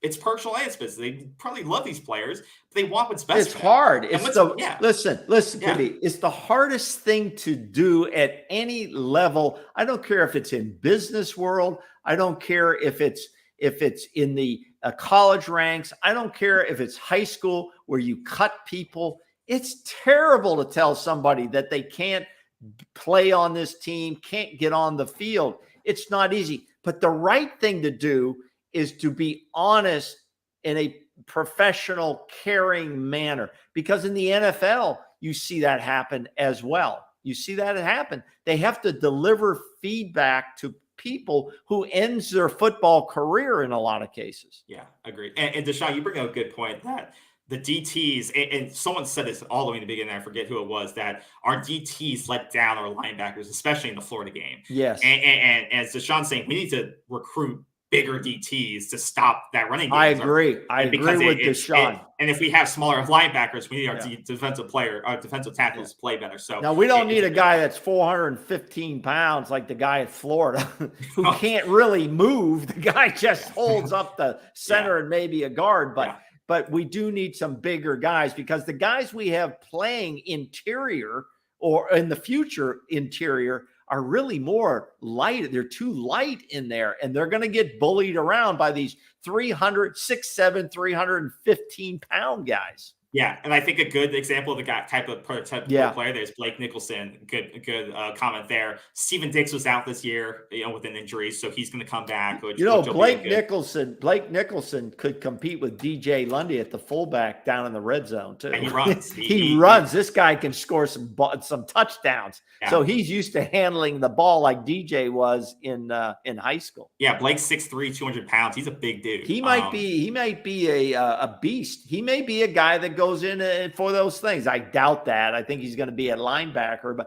but I hope we go out and find a guy that is a basher inside the 5-yard line. We need that guy. We need him for a linebacker first, and then we can. No, I understand that. No, but I think if you can find another Tana Bethune or that type that can support in the pass, there's a guy they're looking at South Florida, and I forget his name. There's a guy who went into the portal at South Florida. If somebody's out there and you know who I'm talking about, shoot us the name real quick. I think he entered the portal from South Florida or is about to. Oh, Courtney possibly moving to linebacker. Are you talking about Antonio Greer? No, wait a minute. Yes, Antonio Greer. Yeah. That's the guy. All ACC, all AAC first team. Yeah. He entered on Monday. I think he is a possibility of coming here. Okay. Yeah. A real possibility. South Florida, don't take down Hypnotic's note yet. South Florida was like 1-11, 1-10, and then they got beat up by UCF at the end. This guy wants to move to the next level. He is gone. He's already in the portal. Some guy's going to take him. He was hurt last year. He only played in 3 games, but he could come in and compete. Yeah. If he has been medically cleared to play, I think they're going to talk to him. He had 92 tackles in 2021. He has 10 sacks in his career, 5 forced fumbles, 230 tackles for his career. And he would also be a good special teams player as well, and come in and compete and get in that rotation. Yeah. So I think that could work out. Courtney moving to linebacker. I bet you that conversation is taking place. Brian Courtney from Ashburn, Virginia. They love this kid. He's a true freshman. He'll be entering his true sophomore year. I think he played enough he didn't get redshirted. That's for sure. I don't know. Maybe he has a red shirt. Courtney was a linebacker and a quarterback in high school. So he's big enough, and he can get big enough, and he can run. He can run. We need guys like that, can spy on people. He's also 6'3", 220. He's a big dude too, 6'3", 233. So he's a strong. I think Courtney could even approach coach about that and say, maybe I'd rather go that route. Yeah. So it's either the DTs need to get bigger, as the chat's saying, or linebackers. Yep. Eddie Goldman and Timmy Jernigan. You remember those guys? Really solid up front. And Darnell Duckett. All those guys, I would have to say, are a level above Coop and Fabian Lovett. As much as we love those guys, I would say that, those guys were, and they had decent careers in the NFL and still hanging around there. I think Eddie Goldman's on practice squad or something. I kind of look in on those guys now and then on the press reports. That's interesting. So it'll be interesting to see if they start to make that shift, because I totally agree with everyone. Hey, there's a lot of shit going on. There's no other word. We gotta get better. We gotta get better against the run. I totally that Florida game. It was hard to watch that at times in terms of just getting gashed like that. We don't want to have to be in these outscoring them games. We're going to put up 38, 41, 45 points and beat somebody 45-40. You eventually get burned in that. Yeah. And that's not what you want. We got to get bigger up front. We got to get bigger up front quickly. Yeah. And the only way to do that is adding guys from the portal, 2 to 3 guys from the portal on both sides of the line. Agreed. And just ending with the linebackers. So how many people do you think we bring in, if any? 1 or 2? Maybe one. Maybe one. If he's productive and he can get in the rotation now. Yeah, I think if it's like this guy, if you take a flyer on this guy from USF, who has pretty good career numbers and has 1 year left coming off an injury, maybe take a flyer on him if you like what you see from him and if he's healthy. Maybe do him and another another high ceiling player, maybe do 2 like that. But I think if you can find like a Tatum Bethune kind of clone that's trying to make a step up, and I think Tatum was coming off an injury too when we got him. Maybe correct me if I'm wrong, but maybe that's the same scenario where this guy USF kid only played three games last year. He was hurt, but he's highly productive, like you said. He's just looking for a change of scenery. I think the FSU staff and the overall operation staff, and if you don't understand what that operational staff is, I'm not talking to you, KB, but to our listeners, is go on the football directory and see it. It's huge. I mean, so there's got to have a war room there. And just like the NFL, they got the names up there, who they're going after and who they hope to bring in. Yeah, we need Brian Howard. I think Patrick Payton's our next Brian Burns. I think so. He's built, same size. Brian Burns, I thought when he played at FSU, he didn't set the world on fire. He actually, his potential, the draft of his potential alone took him to that next level, and he's had a very productive NFL career. I think Patrick Payton may be our next Brian Burns if he continues to develop. Yeah, leveling up. I like that comment too. Yeah. I mean, this FSU staff, like most of these college Power 5 staffs now, are incredible. And maybe we'll have a show of breaking it all down so you can really see how massive it is. You've got to have the CEO, and that's really Mike Norvell, who sits in with these groups and really looks at who are we going after, what homes am I going to go visit, during this critical next couple of months here. Well, you have to prioritize. And head knock, that's a good note. I didn't know that's a good note. And sorry to hear that about it, but that's a good note. Okay. Maybe it's not injury after all, so good to know that. Okay. And Burns. Yeah, and to your point on that is that I forgot what I was going to say. Well, I'll say it while you think about it. Is these massive operations are going every day to get these players now, and they have to. Then you have your compliance staff that's sitting in there saying, "No, we can't contact him yet. It's too early." You've got to have all these things functioning at once. So one, you don't get in trouble, and two, you get out there and. It's really about prioritization because you have a very short window and a lot of volume. So you really got to know. Who are the 30 to 50 kids we want to eye on and really focus all our time on? Because you may have a big staff, but you need to focus your team and your attention on who are those kids that we really want to go after. Because I think Florida State has 10 to 15 slots and plus attrition. Like, who are the guys we're going to get out of the program? How many slots do we want to open up? And then where do we want to focus that attention on those slots? Because there's going to be thousands of kids available, right? But who are the kids we want to focus our time and attention on? Because there's going to be 50 other schools probably going after those schools. So who are the first ones we're going to attack? So I think prioritization of need and player is the biggest thing. And I would love to watch a documentary on how they do that at Florida State. Yeah, that would be the most what is that board of prioritization by position? By player, I think it's set up. I really do. I think it's being set up, and it should be set up. And these NFL coaches who come down to the college level now, they have it all. They know how it should work, and they will. I don't know if they do. I don't know if they do. Of how they set up their war rooms. What I'm saying is, and then you have a person in charge of that war room to make this operation go. Let's go to the defensive backs and safeties. All right. Okay. So who do you lose here? So eligibility, you lose Jarquez McClellan, who was a backup. I mean, he made the play on the Florida game. He was kind of he was in the rotation, but a backup. Malik Feaster didn't really see the field a lot. Well, he was a transfer from Jacksonville State. Yeah, he really didn't play. He came in late. He came in real late. August, right? Those are the ones there. Jamie Robinson is gone, in my opinion. Jamie Robinson says he's going to play in the bowl game, and he's going to play in the Senior Bowl. He's gone, I believe. He's not an eligibility loss. He could come back. He shouldn't. Nope. No, I think Jamie Robinson is going to go. Best player on the defense. Now, Ronaldo Green, he could go, but I think he had a pretty good year, pretty steady year. I didn't think Ronaldo Green was going to have that good a year, to be honest. I was surprised he was a starter when the season started, but I think he'll come back. I don't know about Renardo. Like you said, he flashes at times, and other times he gets beat. So I think he needs one more year. I think he needs a make or break year to really see if he has it or not. Like you said, he may say, well, I can just cut up the highlights and say, this is what I have. And then he could maybe. Well, they look a little deeper than that. I just don't know. He may get jumped over, and Azere may. Well, that's another topic. That's another topic. Yeah, exactly. I think Green got beat a couple of times. I think he needs to come back, or he needs to maybe be churned out. I think he showed what he showed this year a little bit. That maybe gets him some attention. He was a much more physical player at the defensive corner.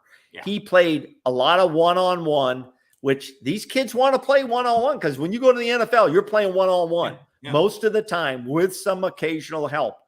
But I think I was impressed with Ronaldo's physical play, just like Jamie Robinson's physical play. But he's not a top 5. No, hell no. He may be an undrafted free agent who makes it on special teams, where a lot of those guys have to make it on special teams. Most likely. We had a statement about Akeem Dent. Akeem Dent is not NFL ready. He's eligible to come back. I expect Akeem Dent to be back on the team competing for his position. Well, do you think he's not a guaranteed starter there? Well, to this, do you think because you got Shaheem Brown? Does he leave? Does he go somewhere else for more guaranteed playing time? Akeem Dent. Akeem. Listen. Yeah. Yes, does he go somewhere else? I think it's the. I think it's too late. I think he doesn't want to have to go through a whole new change of a cycle and learning. I think he'll take his chances to compete here because if he can't compete here, he's not going to compete at the NFL level. That's not going to happen. I don't think he's an NFL starter. Okay, well then just stay here and compete. Yeah, the only reason I would say he stays is because he stayed so far through multiple. Yeah, Willie Taggart and stuff like that. I don't know. Like to your point, I don't know why he would leave now. Yeah. Unless coach is like, you need to move on. You need to move on. Yeah. Which I don't think anything else for you. It would be that. Yeah. And to your point, and you need depth there at safety. He probably thinks he's ready. Oh yeah. Well, we all think we're ready. I think I'm ready. I think I'm ready. You guys think he's going to get drafted? You guys think Akeem is going to get? Okay. I mean, no, we're not talking. You're talking. They think he's going to to get drafted in a round. Do you guys think he's going to leave this year from the draft? I didn't hear his name at all this year. I don't think so. Maybe I don't think so. I don't think anyone except for Jamie and our defensive backs are good enough to make sure FSU they're 55. If we're wrong, you shoot us that note when the draft comes up. I mean, I'm not. If he fifth or sixth round, Akeem Dent. Yeah, it's awesome. I just don't think it's going to happen. I just don't. Yeah, I don't see that. I don't think he's that physical. I don't think he's shown the plays on tape that really make a difference to me. Yeah, and I agree. Himnock says Green is solid, but not shutdown city. Yeah, I don't think anyone's a shutdown team. Yeah, Jamie maybe at times, but no one. Our defensive backs are not elite by any means. To your point, yeah, you can't handle it. Yeah, no, he doesn't. You can't handle the Truth podcast. You remind you of Terrence Brooks a bit. I think Terrence Brooks. Yeah, maybe. I think Terrence Brooks started out as a linebacker. Yeah. And I don't think Akeem Dent started out as a linebacker, but I think Akeem needs another year. I don't know if Akeem would even get a combine fit. I don't think so. That's the only issue. Yeah, I don't think so. I don't think so. I think we've got some young guys. We've got a lot of young guys in the defensive back room. The safety, if there's an experienced safety, and I've been looking at the portal, and there are a couple of guys out there in the portal. I don't know. I only wrote down a few names that caught my attention. First of all, there's a defensive back, Kerry Karari Johnson from Arkansas. This guy was pretty productive. He had this past season, he had as a 3-year guy who's in and out of the lineup. He's a redshirt sophomore, so he'd have at least a couple more years. He had 25 tackles, 10 solo tackles. He looks like he could come in here and compete at defensive back. I don't know if he could compete at safety, but he could definitely come in and compete. So that's one guy I saw, but there's a ton of guys in there. Every day there's more. Well, I think on our side, just talking about who could leave us, potentially leave us. Yeah. If they were to. Like I said, Akeem maybe, but I don't think so. Yeah. Jamie Robinson. No, he's going to NFL. He's going. But portal-wise, I think there's been a little bit of talk that Azire could go portal. Azaria will leave? He could look to go step up or make a What do you lateral mean move for more step playing up? time. Where would he step up to? Well, maybe step up is wrong. He may make a lateral move for more playing time. Yeah, it would be a lateral. We're in Power 5. For more playing time. Okay.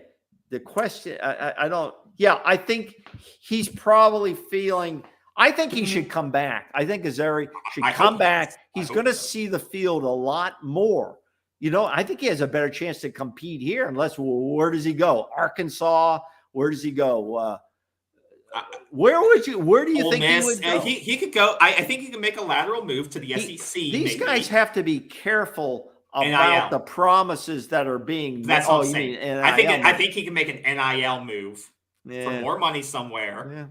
And playing time. That's what you have to consider now. Is there NIL money where you could go somewhere, make some more money, maybe get some more playing time too?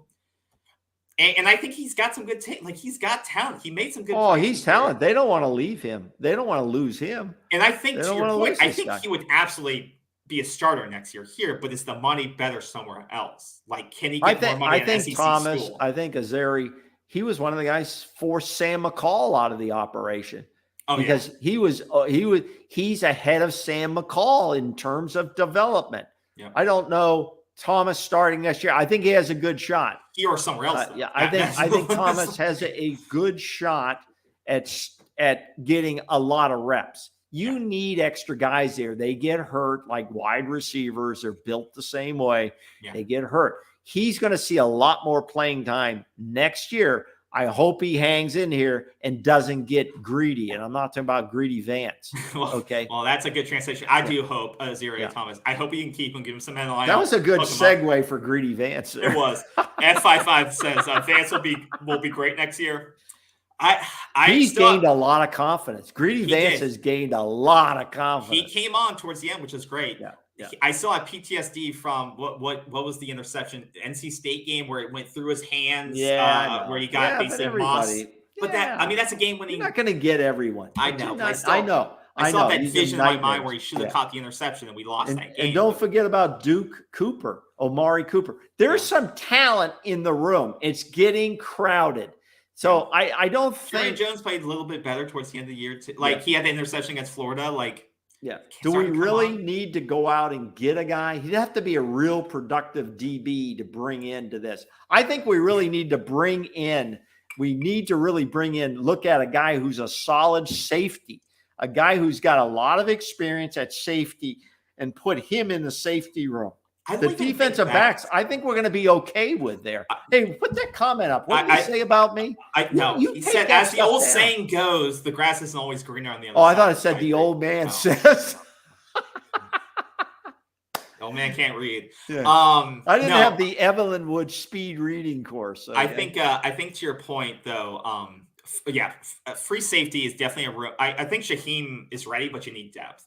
And I think some of these guys can rotate in and out, but I think you need some experienced depth there. You know what's funny about this? Let me say this about everybody, including you and me and everybody else who's listening, wherever you work, and everybody's personality is a little bit different too. We have risk takers. We have guys that want to go out and they'll get a deal thrown their way. And they're willing to change the whole environment.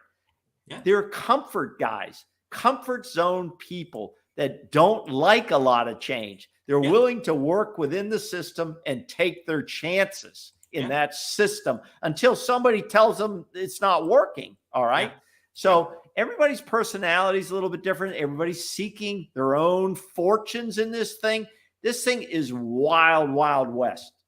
I agree. And you're talking about you need like an experienced free safety. Like you kind of need to find a Jamie Robinson 2.0, a guy that was kind of buried on the depth chart a little bit, looking to get reps in, had some experience, and look at what happened. The guy has balled out. Moved him to safety, right? Yeah, and now he's going to be a top 2 round draft pick probably. Yeah. So you can sell that now, right? You can say, hey, if you move over here, we have playing time available to you. We're about to get one drafted, DBU, right? And come over here. I think you can sell that now. Like you have plenty of transfer success story case studies that you can sell. And if you're looking for a free, you definitely need some safety depth. You can sell that now. Yeah, you're exactly right. That's a big selling point for this program. Plus, we have references. Go call up these guys. Talk to Jamie. Yeah, talk to Jamie. Talk to these guys. Talk to Dylan, and they'll tell you how successful coming into this program was. The question is, I still believe has a solid safety. We haven't had a solid. You're exactly right. Not like a lockdown. Yeah. We need a big hitter back there. Joyner was the last. No. Who's what's his name playing for the Rams? Kerwin James. Kerwin James. Not Kerwin. Kerwin. I was thinking of Kerwin, someone else. Derwin James, and I saw him play a number of games at the stadium. And I remember the game he got hurt on.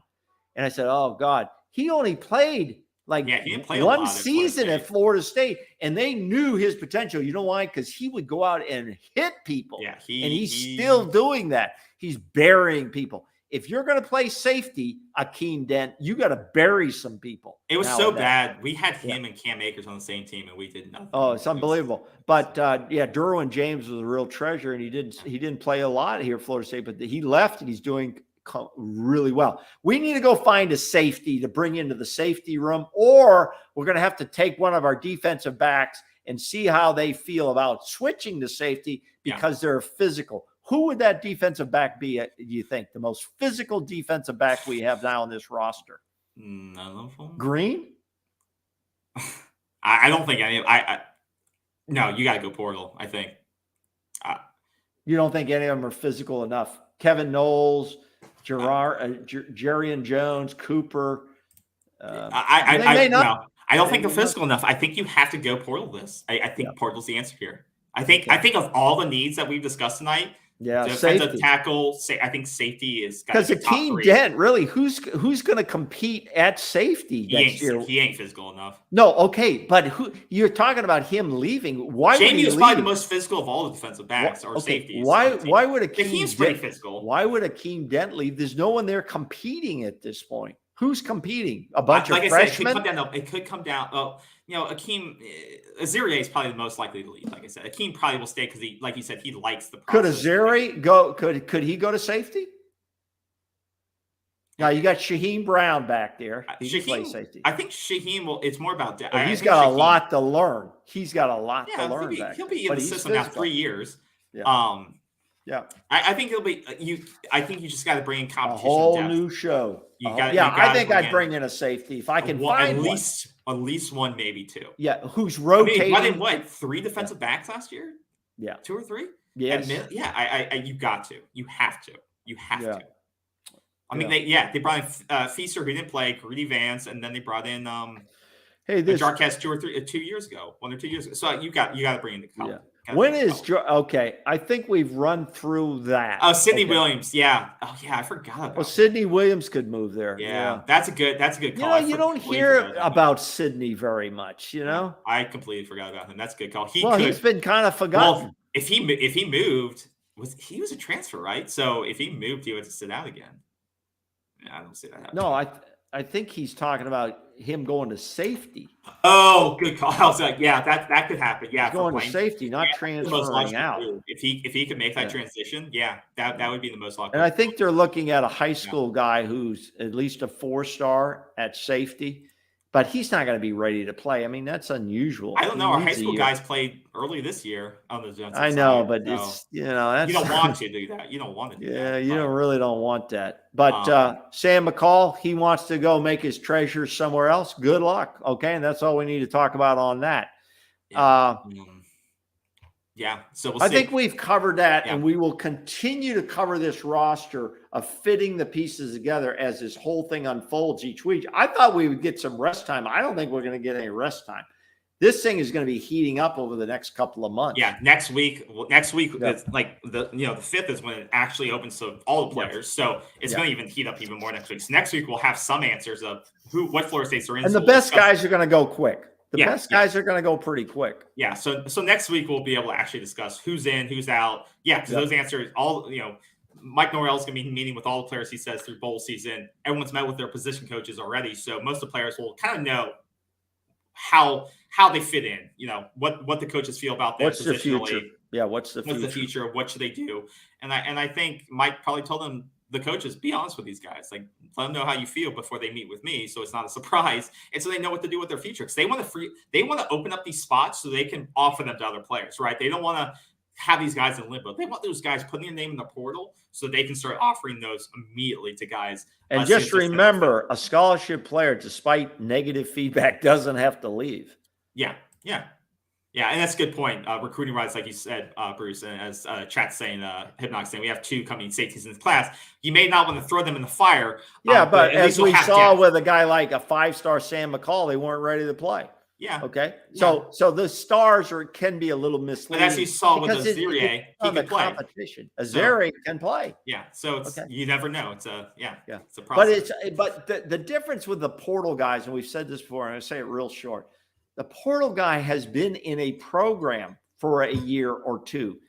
Physically, it's different. It's a different regimentation and different expectations. So when you bring those guys in, you want to bring in a guy who can plug and play, plug and compete, and at least rotate. Because you're recruiting adults versus kids. Like, absolutely. Those guys are 19, they're all 20, kind 21. of kids, but yeah. But you're getting a guy out of high school who's 17, 18 versus most of the let's kids say this. 20.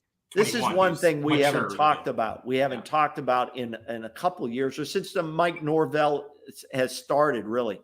We haven't had any off-field major incidents, right? Embarrassment incidents. Yeah. We haven't had that. And so we're bringing in the right people for a class environment. And I've noticed that after games too. The players are meeting other players from the other team.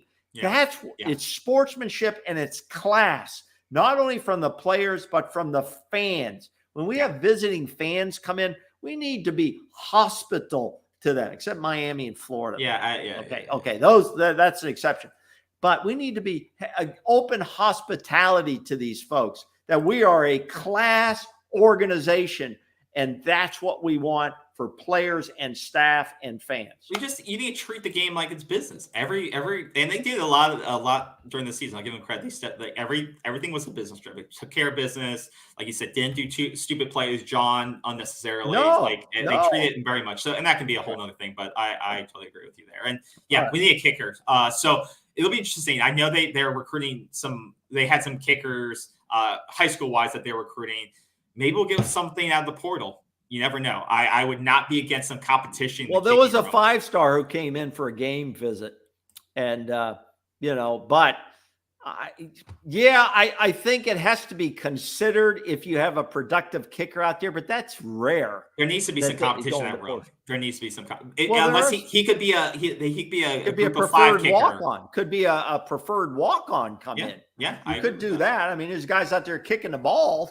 We're getting all these Australian punters in college campuses. Maybe some guy out there is going to start a kicking school with those guys. I don't know. So, teamwork makes the dream work. I agree, Hypnog. That's the right phrase right there. Yeah.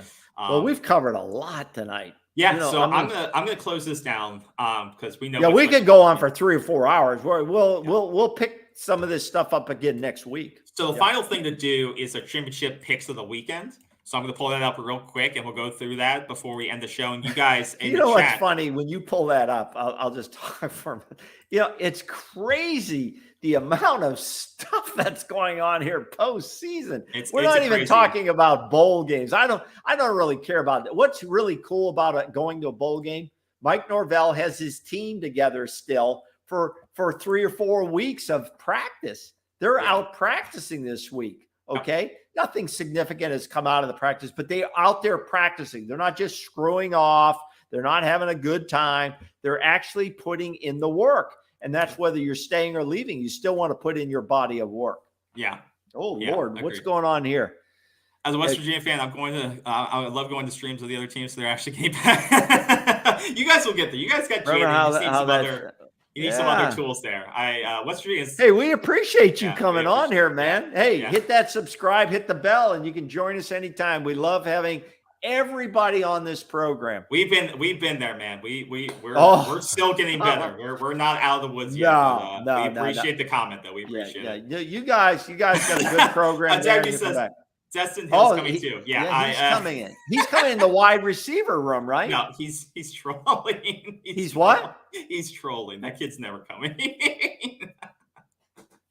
He's never coming. That's the lost recruit of all time. That's the lost. Well, recruit. they're talking about Hunter coming back if Dion leaves. Why wouldn't if Dion goes to South Florida? I don't want to talk about Dion. Wait a minute. I know this is going on.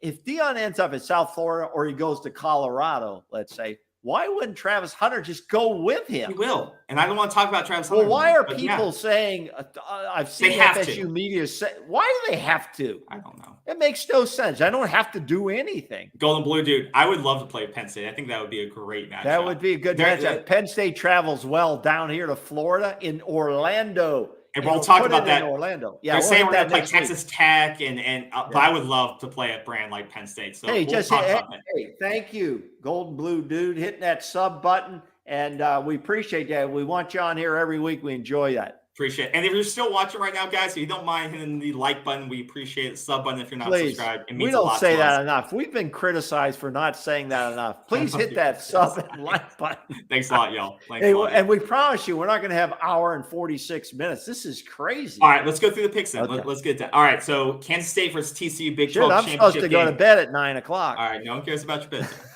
All right, who are you picking? Kansas State, TCU. Hey, by the way. Oh, God. Now he wonders why the shows are 2 hours long. The torch is still burning till the end of the season. The torch is still lit. I hope we win out. All right, Kansas State. Daggy says either Penn State, UCLA, or Oregon. Those would be interesting matches. I would love to play. Those would all be good brands. If any game is in Florida, in Orlando, it's going to sell out. In Tampa, it'll sell out. Yeah, it will. It'll be good. All right. Kansas State, TCU, Big 12 championship. TCU 2.5 points. Who are you picking? TCU. Yeah, I'm picking. I like their air game. I like they're a little weak on the defensive side, but I like TCU. I think that'll be a blowout. So I would definitely take the points there. LSU, Georgia in Atlanta. LSU got destroyed. They got exposed last week after that run they did. Yeah, hey, Doc, it's way past bedtime. It's way past bedtime. Way past. Actually, I do stay up late though. Nah, yeah, 9:30 is late.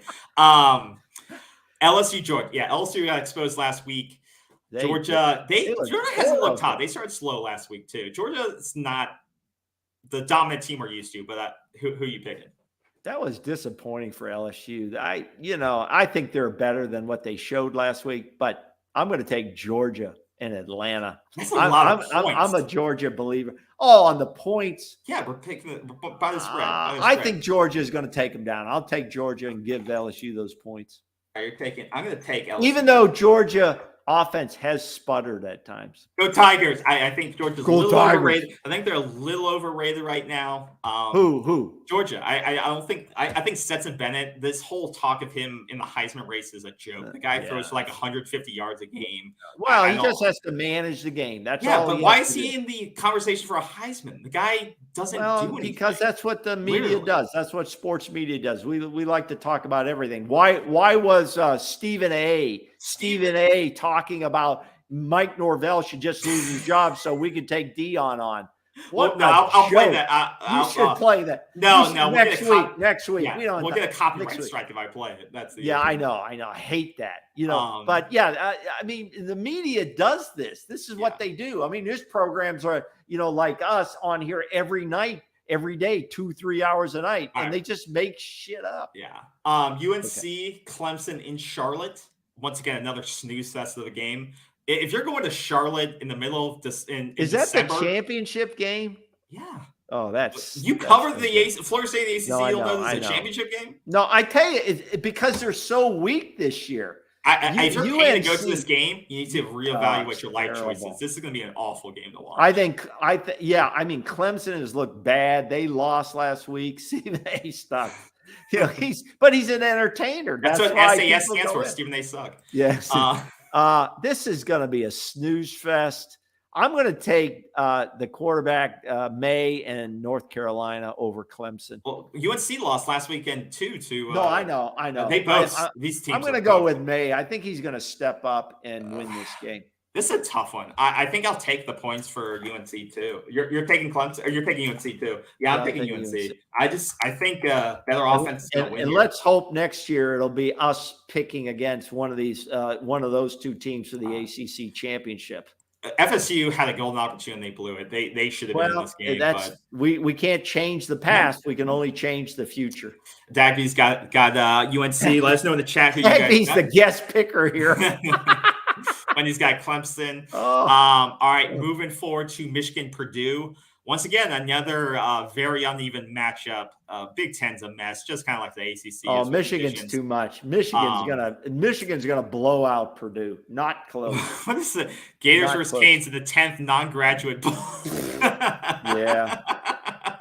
That's why I didn't even have to show it. The dumpster fire bowl. Dumpster fire bowl. Michigan, Purdue. Who are you picking? I'm Michigan all the way. They're out the running back. They're starting running back, but it didn't matter. Blake didn't. It didn't matter. Didn't matter. They got plenty of guys in that running back room. Not even close. I'm going to pick Michigan as well, even with the points. Go blue. Dagby says that. I agree with you.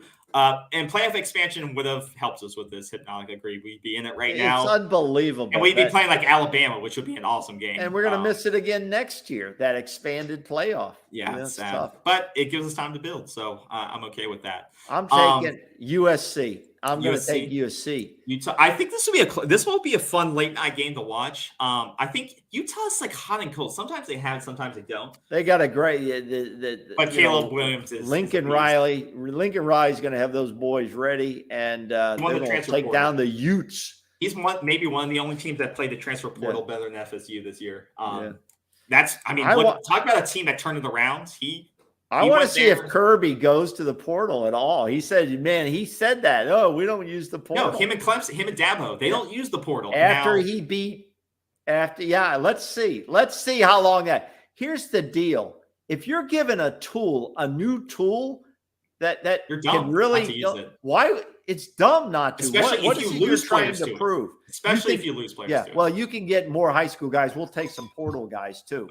We'll take a cheat code. It's a cheat code if you're not using it. Yeah, it's a cheat code. I mean, and this could be a whole nother show. It's a cheat code. This could be a whole nother show. Florida State would not be where it's at without the transfer portal. Oh, we would not be 9-3. Would not be very high. No. It allowed Mike Norvell to build this, accelerate what he wanted to do with this. Jordan Travis. That's all we need to say. No, just look at the numbers. I mean, the numbers are. We had 15 all ACC selections. 10 of them are transfers. Crazy. 10 of them are transfers. Great. Listen, if you're given a new tool, use it. Yeah, absolutely. Use it. Absolutely. Well, yeah, I think it's going to do it. We went through a lot tonight. Next week, December 5th, when the portal officially opens for undergraduates, we're going to see if a lot of our predictions come true, and we'll be discussing them next week. No show this weekend, as obviously, sadly, Florida State is not playing. But hopefully by the end of this week, and we'll know which bowl game we're in, whether we're playing whether we're playing Penn State or I didn't mean to say West Virginia. I remember your name, so that's why I thought West Virginia, but Penn State or Texas Tech or whoever it is. Doesn't matter. It doesn't matter. I just hope it's a brand. I hope it's not like Purdue it's gonna or someone boring or it's going to be a brand. I want it to be someone good. But thanks y'all for coming out. I hope you enjoyed the show. Screenshot this, safe or wrong. Call us out on Twitter. Like the channel, like the video, subscribe if you haven't, and follow us on Twitter. The old man has a lot of interesting things to say on Twitter. Hey, listen, and some of you guys, you've come back and say, well, we don't know if it's Bruce or we don't know if it's KB. It's mostly Bruce. A lot of times, it's mostly me, but a lot of times I will put, BRU there. That means it's definitely me. So if you want to yell. And Jody, good point. FSU soccer in the Final Four, Elite Eight. So good luck to them. They've been playing lights out. So let's wish them luck. And maybe wish our basketball team luck to win a second game this season. Yeah. Because they are currently 1-7, 1-8. We have a show coming up on that. Where we analyze if this needs to be Coach Hamp's final season. So we will be discussing that someday soon, and we would love your feedback on that. So good luck to women's soccer. This is their weekend to shine. And we hope that they are on the road to glory. Wait, and two things.